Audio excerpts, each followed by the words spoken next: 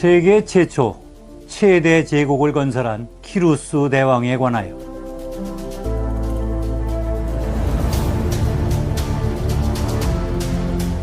페르시아의 도약, 변방에서 중원으로. 키루스 대왕은 내부적으로 민족의 통일을 위해 힘을 쏟는 동안에도 중원으로 진출하려는 노력을 잠시도 게을리하지 않았습니다. 그 첫 번째 대상은 리디아 왕국이었습니다. 키루스 대왕은 수년간 격전을 치른 끝에 팀브라 전투에서 승리해서 리디아 왕국을 복속시켰습니다. 이때에도 키루스 대왕은 리디아 왕국의 크로이소스 왕을 살려주었을 뿐만 아니라 그를 자문역에 앉혔다고 합니다. 이 크로이소스 왕은 아테네의 현자 솔론의 이야기에도 여러 차례 등장하는데, 사람의 운명은 죽을 때가 되어봐야 알 수 있다는 솔론의 말대로 크로이소스 왕을 죽이려고 장작더미에 불을 붙이려는 순간 소나기가 쏟아져 불이 꺼지는 바람에 이것을 신의 뜻으로 받아들인 키루스 대왕이 크로이소스 왕을 살려주었다는 이야기인데, 이와 다른 얘기도 있습니다. 바빌로니아의 기록에 따르면 크로이소스 왕은 살해되었다고 기록되어 있습니다. 헤로도토스의 기록이 맞는지 아니면 나보니도스 연대기의 기록이 옳은지 우리는 알 수 없습니다만, 키루스 대왕에게 항복하고 목숨을 구한 바빌로니아의 나보니도스 연대기의 그 내용에는 아마 자신의 항복을 정당화하려고 크로이소스 왕이 어리석게도 끝까지 저항하다가 결국 자신도 죽임을 당했고 그 바람에 백성들도 모두 도륙을 당했다라고 기록을 남겨놓았을지도 모릅니다. 어쨌거나 헤로도토스의 이야기가 맞는다면 이때에도 키루스 대왕은 관용적 태도를 일관되게 견지했던 것이지요. 자, 이렇게 해서 이제 이란고원과 그 인근 지역을 모두 통일한 후 터키 지방까지 차지한 키루스 대왕의 다음 목표는 바빌로니아 왕국이었습니다. 그 당시 바빌로니아는 중동 문명의 중심지였습니다. 그 즈음 문명이 개화한 지역이라고 해야 이집트와 오늘날의 인더스 겐지스강 유역과 중국의 황하 지역이 고작이었습니다. 바빌로니아를 그 시대 세계 문명의 중심지라고 해도 그게 틀린 말이 아닐 것입니다. 특히 그때 바빌로니아는 우리 지도에서 보는 것처럼 메소포타미아 지방은 물론 아시리아, 페니키아, 유다는 물론 아라비아까지 차지하고 있었습니다.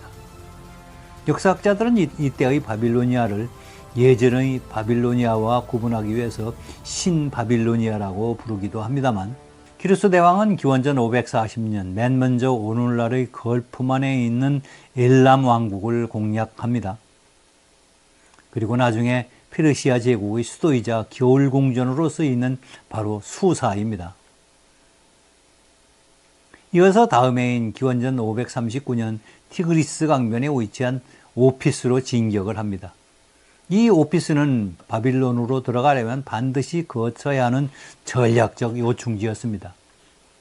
바빌로니아 군대가 모두 오피스에 집결한 가운데 일전을 벌였으나 결국 바빌로니아 군대는 여기서 괴멸되었고 바빌로니아의 왕 나보니도스는 다른 도시로 도망치고 말았습니다. 다음날 바빌론 북쪽의 예곽도시 시파르까지 진격했으나 그곳에서도 바빌로니아 군대는 없었습니다.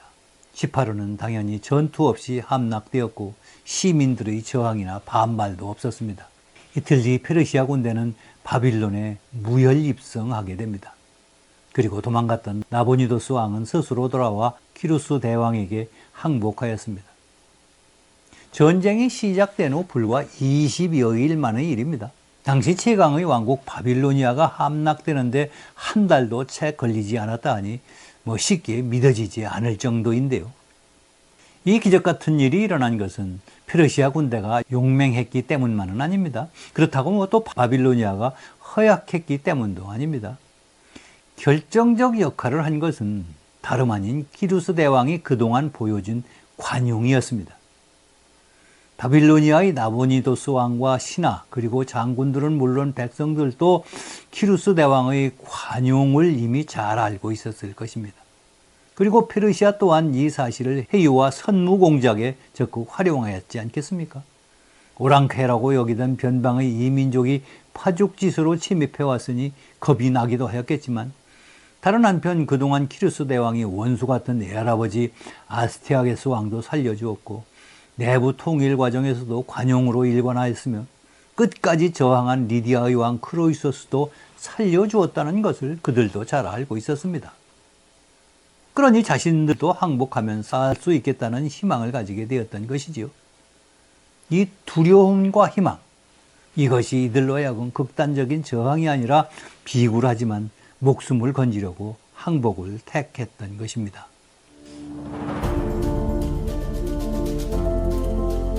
키루스 대왕의 관용 정책에 관하여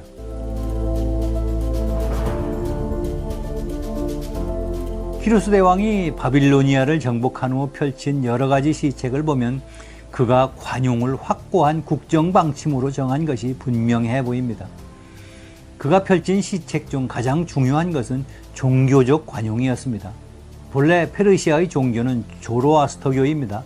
키루스가 조로아스터교를 얼마나 독실하게 섬겼는지 알 수는 없으나 그는 다른 민족의 종교에 대하여 무척 관대하였습니다. 우선 다른 민족에게 자신들의 종교인 조로아스터교를 강요하지 않았습니다. 오히려 그 자신이 바빌로니아의 주신인 마르독 신을 모시는 에사길라 신전을 지어 봉헌하였습니다. 그리고 스스로 제물을 바치기도 하였습니다. 그리고 앞서 소개했던 키루스의 원통이라는 것을 만들어서 그곳에 묻어두었던 것이지요. 그리고 느부갓네살 왕 때부터 바빌론에 50년 가까이 포로로 잡혀있던 유대인들을 모두 풀어주었습니다. 뿐만 아니라 예루살렘으로 돌아가 성전을 재건하도록 해주었다는 기록은 성경을 비롯하여 바빌로니아와 그 밖의 역사가들의 기록에도 나타납니다. 두 번째 시책은 언어의 관용이었습니다. 앞에서 언급한 키루스의 원통에 새겨진 글씨는 정복자 페르시아어가 아니라 피정복자 바빌로니아어였습니다. 정복자가 피정복지에 남기는 기념물에 새겨넣는 글은 정복자의 언어인 것이 보통입니다. 100번을 양보하더라도 정복자의 언어와 피정복자의 언어를 함께 쓰는 것이 고작입니다. 심지어 피정복자의 언어를 말살하는 경우도 적지 않잖아요. 그러나 키루스 대왕은 정복자의 언어인 페르시아가 아니라 피정복자의 언어인 바빌로니아를 거기에 새겨 넣었던 것입니다. 그리고 그는 또 바빌로니아의 습속을 그대로 따라했습니다. 기념비적인 건물이나 성벽을 세울 때 그 밑에 글을 새겨 넣은 원통을 묻어두는 것은 바빌로니아의 오래된 습속이었습니다. 마치 우리나라에서 집을 지을 때 대들보에 상량문을 올리는 것과 똑같습니다. 키루스 대왕은 바빌로니아의 이 풍속을 보란듯이 고지고대로 그대로 따라했던 것입니다. 어찌하여 키루스 대왕은 시대에 걸맞지 않게 이처럼 관용정책으로 일관하였을까요? 혹자는 페르시아의 종교인 조로아스터교를 이유로 들기도 합니다. 조로아스터교, 소위 배화교라고도 하죠. 불을 섬긴다고 그래서. 이 종교는 배타적이지 않은 포용적 종교였거든요. 하지만 이것 때문만은 아니었을 것입니다. 왜냐하면 그 다음에 이어지는 다른 왕들은 관용적 태도를 찾아보기 어려웠거든요. 종교적 이유 때문에 관용정책을 펼쳤다면 똑같이 조로아스터교를 믿는 그 이후의 왕들도 모두 관용적 태도를 가지고 있어야 맞지 않겠습니까? 아마 그것보다도 집권 과정에서 키루스 왕이 몸소 겪었던 그의 경험이 결정적 역할을 하지 않았을까요? 잔혹한 통치를 앞세웠던 애할아버지 미디아의 왕 아스티아게스는 반면교사의 역할을 하기에 충분하지 않았을까요? 본래 존경하는 사람의 행동은 그대로 따라서 하지만 혐오하는 사람의 행동은 그 반대로 하는 것이 일반적이지 않아요? 우리가 일상에서 흔히 보는 일이 아니었던가요? 그의 할아버지 아스티아게스 왕은 잔혹한 통치의 대명사였습니다. 심지어 자신의 뜻을 거스른 신하의 아들을 죽여서 그 인육을 그 신하에게 먹였다는 믿기 힘든 이야기가 전해질 정도입니다. 이 이야기가 설사 사실이 아닐 수도 있겠습니다만 이 이야기는 그만큼 아스티아게스 왕이 잔혹했다는 것을 반증하는 이야기가 아닐까요? 그래서 키루스 대왕은 잔혹한 통치를 하는 외할아버지를 보고 자신은 그와 정반대로 관용을 베풀었던 것입니다. 그런데 그랬더니 뜻밖에도 기대 이상의 보상이 들어왔습니다. 그 보상은 다름 아닌 사람들의 신뢰와 존경이었지요. 지도자에게 이보다 더 값진 보상이 어디 있겠습니까? 처음에는 자신을 비박한 애조부에 대한 반발심에서 관용을 베풀기 시작했지만 아둔하지 않은 그는 이 관용이야말로 민심을 얻고 또 백성들의 존경을 받을 수 있는 지름길이라는 것을 깨달았던 것이지요. 영민한 지도자였던 키루스 대왕은 몇 번의 경험에서 관용정책의 효과를 알아차리고 이것을 자신의 통치 철학으로 삼지 않았을까요? 전쟁과 이웃한 강대국의 지도자에 관하여 우리는 지금 전쟁에 대해서 공부하고 있는데요. 전쟁의 위험이라는 측면에서 이웃나라의 지도자는 매우 중요한 변수입니다. 그 이웃나라가 강대국일 때 그리고 국제국가일 때 더욱 그러합니다. 전쟁을 학문적으로 연구하는 국제정치학자들에 따르면 이웃나라가 힘이 센 강대국인데 그 나라의 지도자가 독재자라면 전쟁의 위험은 한 4배쯤 증가한다고 합니다. 여기에 더해서 그 독재자가 정복력에 불타는 호전적 성격이라면 10중 8구의 확률로 전쟁이 일어난다고 보면 될 것입니다. 이런 점에서 페르시아 전쟁을 앞둔 페르시아의 역대 왕들은 우리들에게 훌륭한 깨우침을 주는 교사 역할을 해줄 수 있습니다. 고대 그리스의 이웃나라로 이집트와 바빌로니아가 있었으나 이들은 멀리 바다 건너에 있었고 또 굳이 그리스를 넘볼 이유가 없는 나라들이었습니다. 그러나 페르시아가 지중해 연안의 최강자로 떠오르며 상황이 급변했습니다. 지금 터키의 서해안과 그 앞바다의 여러 섬들에는 오래전부터 그리스인의 한 분파인 이오니아 사람들이 살고 있었습니다. 이들이 그리스와 우호적이었던 리디아 왕국의 지배하에 있을 때는 아무런 문제가 되지 않았습니다. 그리고 이 리디아 왕국이 페르시아의 키루스 대왕에게 점령당한 후에도 한동안 아무런 문제가 일어나지 않았습니다. 키루스 대왕의 관용정책으로 이오니아 지방에 살고 있던 많은 그리스 사람들이 키루스 대왕에게 발탁되어 페르시아 궁정에서 키루스 대왕에게 봉사하는가 하면 이오니아 사람들의 주요 생계수단인 해외 교육은 이때 더욱 번창하였습니다. 키루스 대왕의 아들로 그 뒤를 이은 캄비세스 대왕 때에도 큰 문제는 일어나지 않았습니다. 그는 이집트 원정에 전심전력을 다하고 있었거든요. 문제는 그 다음에 등장한 다리우스 대왕이었습니다. 그는 28세의 젊은 나이에 역모를 일으켜 구테타로 집권한 야심만만한 정복군주였습니다.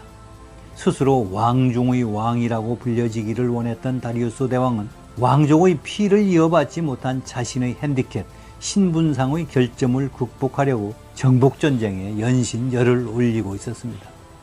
무언가 사람들한테 실력을 보여줘야 했거든요.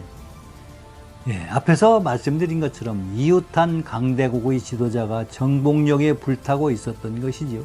이런 경우 10중 8구 전쟁이 일어나게 마련입니다.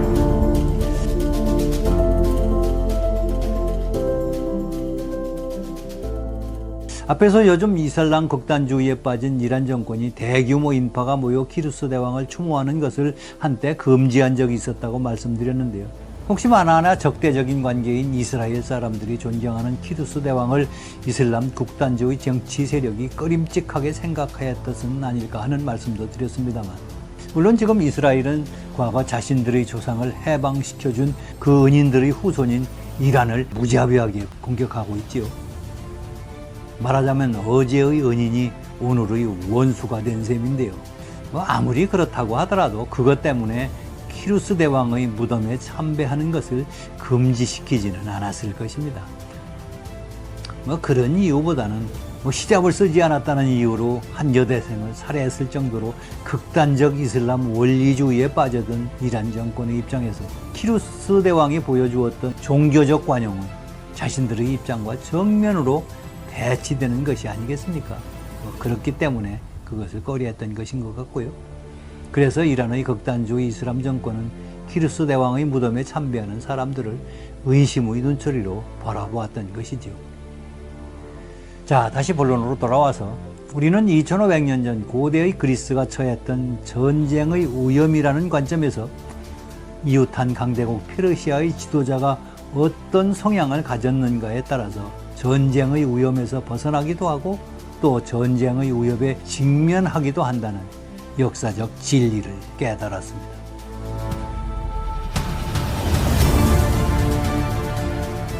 그러면 21세기 우리 대한민국의 상황은 어떨까요?